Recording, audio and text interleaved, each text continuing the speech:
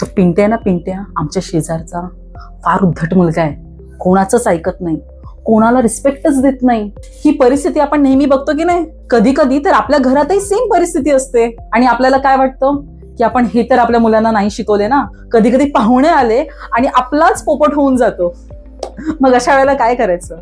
मुलं काय करतात बरं? हे कुठून शिकतात? हे शिकवत तर नाही ना आपण की बाबा त्याच्याशी उद्धट बोल. मग मुलं काय करतात तर आपल्याला पाहतात, आपलं अनुकरण करतात. मुलं ही पालकांचं रिफ्लेक्शन असतात.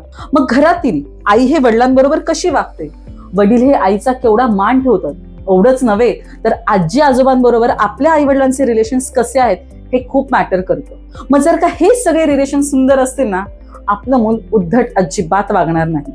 आपलं मूल इतरांशी उद्धट वागू नये यासाठी आपण आपल्या बरोबर, आपल्यापेक्षा मोठे आणि आपल्यापेक्षा लहानांबरोबर योग्य रीतीने वागणं फार गरजेचं असतं. अशा इंटरेस्टिंग टिप्ससाठी मला फॉलो करा, कमेंट करा आणि शेअर करायला विसरू नका. थँक्यू.